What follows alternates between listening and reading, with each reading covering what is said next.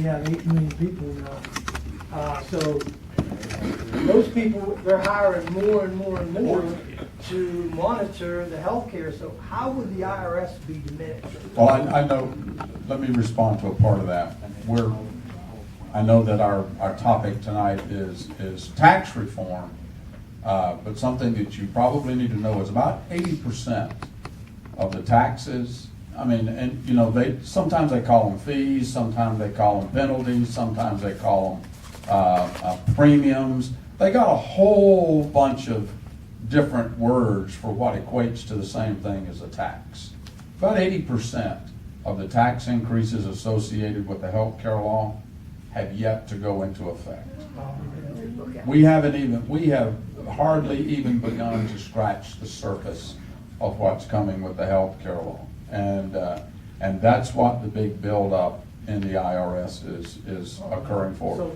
And trust me, if we could wave the magic wand in the Republican-led House and stop that, we absolutely would. But it goes back to having some help in the Senate and having a chief executive that understands that empowering the individual and letting the American people have more control over their own personal lives and keep more of what they earn, that's what causes America to innovate and compete on a global scale. That's what built the greatest nation on the planet in the first place.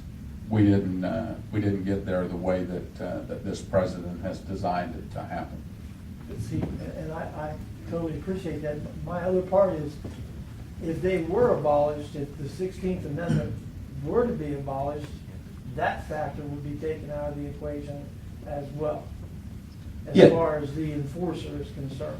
The key thing, is with the ACA, Obamacare as I prefer to call it, it needs to be repealed. That this is a whole new entity the federal government's taken on, and it's a monstrosity. Whether it's a flat tax or a fair tax, I think we could agree, you know, if you set the rate as it is, you can get rid of a lot of those taxes they want to implement, because it all just gets funded into what the federal government needs to spend on everything else. Now, I understand that the fair tax, as HR 25 is revenue neutral. It doesn't, the government revenues stay the same. My goal with a flat tax would be to actually reduce the size of government by cutting off some of the revenue. You know, my boss, Grover Norquist, got in trouble a while back because he was doing an interview and he said he would like to shrink the federal government down to the size where he could drown it in a bathtub. The operating word was could. The left likes to say, oh, he's going to do it. He's going to do it. You know, look, Grover's madman wants to run around and drown the government. He said, no, he's going to make it small enough that, you know, if it gets too out of hand, we can just, oh, no more federal government, you know. No, not that we'd ever have to get there if it was that small. But that's part of the key, and that's why I tend to lean more towards a flat tax, is it's easier actually to ratchet down those rates, in my opinion. Because you're paying that one flat rate, you say, oh, well, 15%, let's make it, you know, we got record revenue at the federal level, let's make it 11. Let's give some of that money back. Scott Walker's done that in Wisconsin here recently. Record revenue, budget surpluses, almost $1 billion in budget surpluses. Used part of it to pay down their structural deficit, and then turned around and gave $540 million back in tax relief. Property tax relief, income tax cuts, across the board, it's great. That's what we need to do. And shrinking the size of government. Walker's cut expenses for the state of Wisconsin government. It's actually shrunk the size of the Wisconsin state government. And until we do that, you know, we're going to have problems. We're going to have the IRS bulking up employees. You know, we didn't even talk about a little bit, you know, the regulatory state, EPA, shutting down coal-fired power plants. They can do that because they have all this money, and they can pay all these people to tinker around all day and basically look for ways to mess around with the American people, in my opinion. And rather just leave us alone. And to do that, we got to shrink the size of government, and that means reducing spending, cutting spending. Congressman Johnson's done a very good job on this, and a few members have, but not everybody's quite on board yet. Hopefully here, next couple election cycles, we'll get a bunch of guys in there that actually said, hey, let's reduce the size of government, you know. Let's look at making efficiencies and making the government smaller and more efficient. But until we do that, you know, we're going to continue to deal with the regulatory state, definitely. We're going to continue to deal with federal agencies bulking up on staff and in some instances using, you know, political targeting. I think the EPA politically targets people. They're politically targeting southeastern Ohio. Take it to southeastern Ohio. Until we reduce the size of the EPA, so they can't do that, they're going to continue to do it, especially when you have a Democratic administration. And all these bureaucrats, they don't turn over when the Republicans take over. They're still there. They're not elected. Until we can reduce the size of government, make government smaller, more efficient, more limited in its powers, we're going to continue to have these regulatory problems. Jim? I'll get right to you. Okay. And another reason why this administration does not want to address these issues is because for the administration to address the issue, one of the first ones that you brought up, Jim, the issue of calling Social Security and Medicare benefits entitlements. Some of you have heard me say this before. I've got an 81-year-old mother, and one of the first phone calls she made to me when I was elected in 2010 was not to congratulate me. It was to find out what I was going to do to make sure that Washington did not mess with her Social Security and Medicare. And I can tell you, seniors all over this country are concerned that America's trying to, or the federal government's trying to get in the black by on the backs of our seniors. Medicare is going to go bankrupt by 2024. Social Security is going to go bankrupt by 2036. Folks, that's not that far away. That is not that far away. And the administration's reluctance to make and come to the table with serious fiscal reform on mandatory spending, on that 2/3 of the pie that is embedded in the law, that's what's going to cause us much uncertainty, along with our tax and regulatory burden. Jim? I think Will had a great point on we've got to reduce the size of government. Absolutely, no question about it. My goodness, yes. You talk about your 81-year-old mother. My mother turned 93 on April 15th. We've actually got Yes, on her birthday. We've actually got a constituent in our district that's 105. She lives. Some of you may have met her. She lives up in Columbiana County. Have you asked her what it's like to live without an income tax? I will next time I see her. Yeah, and somebody asked my mother. She told her what her birthday was, and they said, "Oh, income tax day," and she said, "No, that's my birthday." They came later with the income tax. Right now, the income tax has been in for 100 years. However, it hasn't always been April 15th. It was the first, January 1st or December 31st. Right? But they later on, after she was born, made it on her birthday. So it's her birthday first. One of the things you talk about the Social Security and Medicare going bust. The fair tax being revenue neutral is expected and anticipated to continue funding both Social Security and Medicare. In the 23%? That's why the 23% is there. It actually replaces the 15% that we're paying in, both the employee and the employer, on the payroll taxes. Right? If we weren't replacing the payroll tax, it wouldn't be 23%. Right? It would only be 8%. Flat tax does not do that. So when he talks about a 10 or a 15% tax, he's still having the 15% employer-employee portion of payroll taxes. And it's still only dependent on working Americans. People that aren't working aren't paying into it. Right? That's why it's going bust. Now you talk about ratcheting down the revenue coming into the government, forcing them to spend less. Anybody heard of our national debt right now? We're already spending more than we take in. So if we ratchet down what we're taking in, we will spend that much more than what we're taking in. We can't adjust, we can't address the spending side of it. There's nothing we can do. Right? Revenue comes in somehow, it gets thrown over the wall, and then they spend it. And if they don't have it, they spend it anyhow. The only thing the fair tax does, or the flat tax, whichever one you want, is how the revenue comes in before it gets thrown over the wall. You eat an elephant one bite at a time. We cannot address all of those at the same time.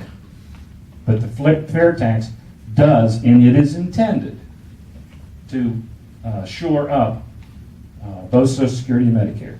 Now, this is independent studies by Harvard Business School, Heritage Foundation, the Cato Institute, right, Boston College, all four separately studied to come up with the best tax solution for the country. And all four of them came up with the same fair tax, if you will, within a % or two of each other. Right? So when you get four institutions like that, each coming up independently, says that there was some real study done. So, what about city and state taxes? What does that have to do? Has anything to do with that? Has nothing to do with what we're talking about taxes on the federal level, the fair tax and the flat tax So we is the still would have federal to pay income our tax. other taxes. Well, each state has its own laws, and each municipality has its own laws about what it does regarding taxes. And we certainly do not want the federal government telling states and local governments what they can and cannot do. That's something that you and I ought to be telling our city councils and our county commissioners and our governors and the like. Actually, it does a little bit. Sorry, it actually does. Flat tax has nothing to do with it. Federal, state, and local taxes stay the same. Real quick, how many people know how many on the municipal level? Ohio is both sales tax and income tax. Muni. How many taxing jurisdictions are there in Ohio? Steve knows that I told him earlier. Does anybody know how many taxing jurisdictions there are on the local level and county level in Ohio? 900. It's unbelievable. There was a Senate bill earlier this year, Senate Bill 5, that tried to deal with it. It got watered down. It's a mess. It's not going to be dealt with. The legislators in Columbus are washing their hands saying, oh, we did it. They didn't do anything. So don't trust them when they say that. Under the fair tax, this is actually is working in state level politics. This is a big concern that I have with the fair tax. Among though it does have many merits, but one of the biggest concerns is the local and state governments have to pay the fair tax on their purchases. So that drives up the cost of local and state governments because they're now paying 23%. If prices go up, if prices don't decrease, there's a lot of ifs there. Studies have shown both. But if the cost of local government goes up, where are they going to get that extra revenue? They're going to look at increasing local sales taxes, local income taxes, state sales taxes, state income taxes. My biggest fear is that if the economy does not adjust accordingly and the cost of state government goes up, we're going to see all the local taxes go up. Make my life a heck of a lot more busier. I'm already busy as it is. Don't want any more work. But that's something I do fear. If we're going to talk about prices and stuff, there's the potential there with the fair tax for the cost of local and state government to increase, thus increasing local and state taxes potentially, unless we yell at our legislators enough and they just don't do it, which I would prefer.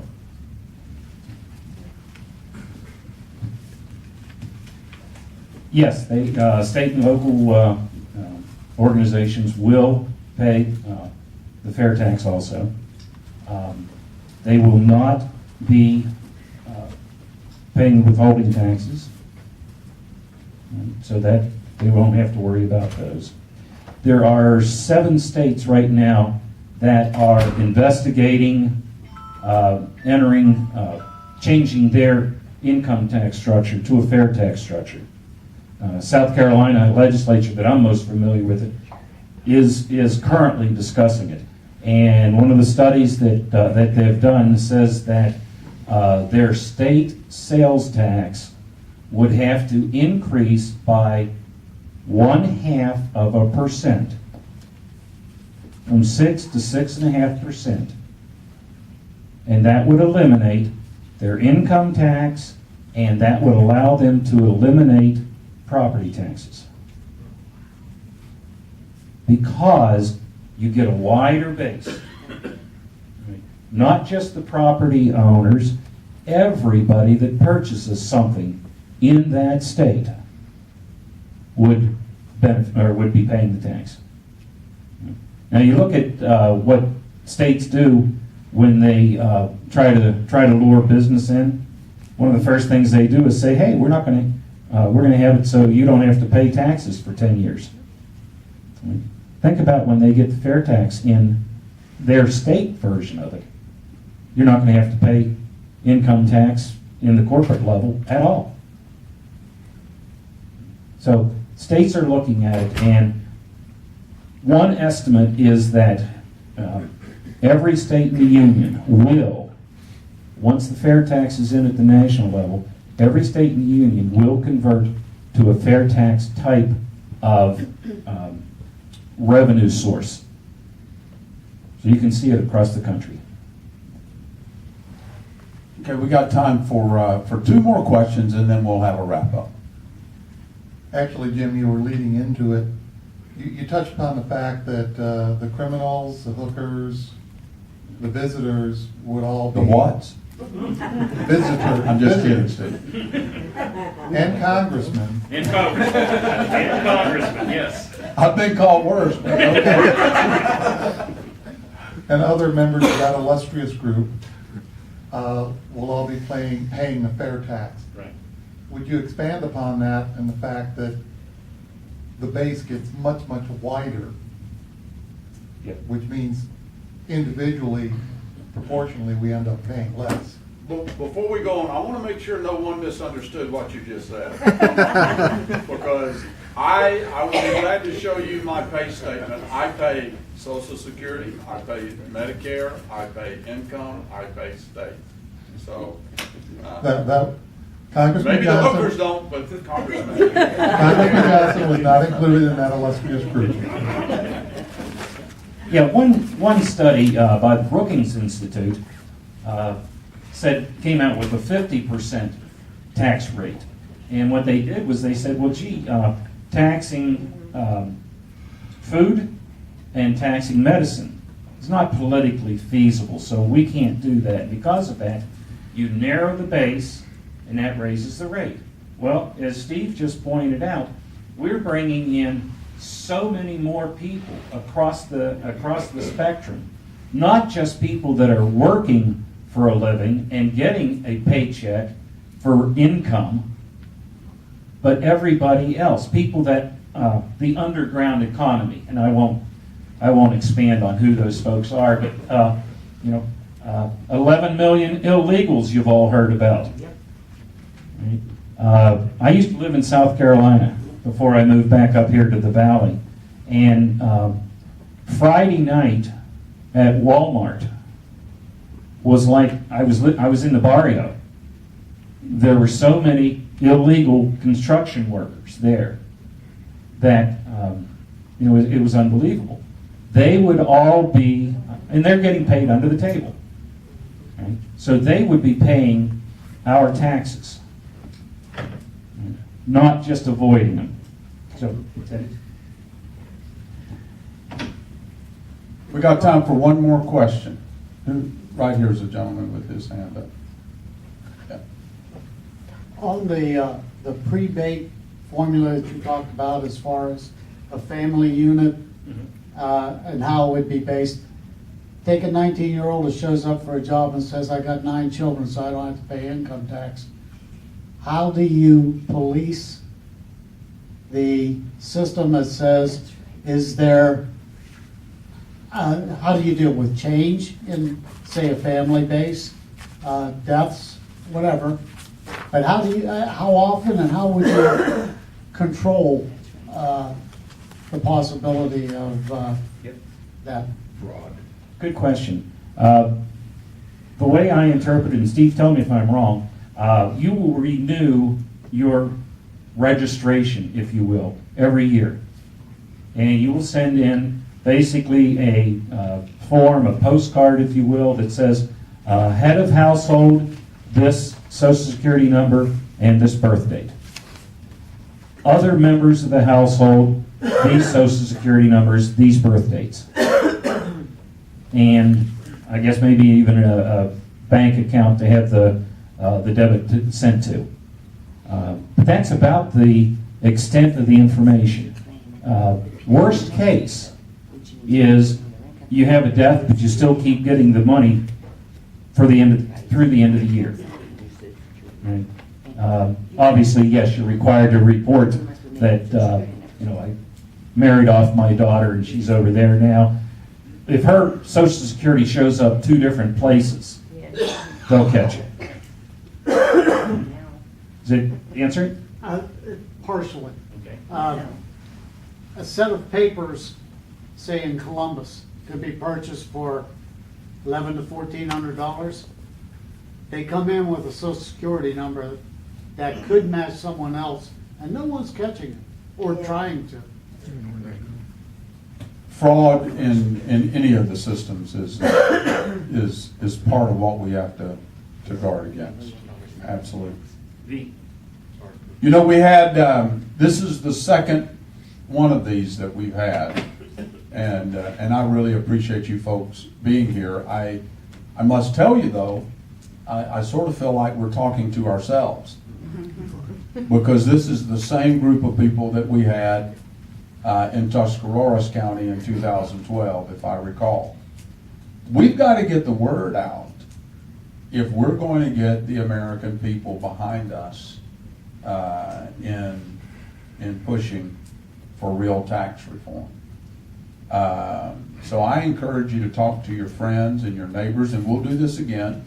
I think these are engaging debates. I think it's testimony to the fact that there are many, many questions yet unresolved that need to get resolved. The debate needs to get serious in Washington, and trust me, there are those of us that are trying to make it serious. But in our pluralistic form of government, divided government, where we have a president and a Senate that are focused on increasing taxes, not decreasing taxes, it makes it a very, very difficult conversation to have. So with that, let me thank you for coming. Watch for the advertisements and the announcements. We'll do this again sometime soon. In the meantime, let's everybody in here pledge to bring 2 or 3 folks with us the next time we come, and we'll begin to broaden our base. Thanks, folks. Thank you for being here.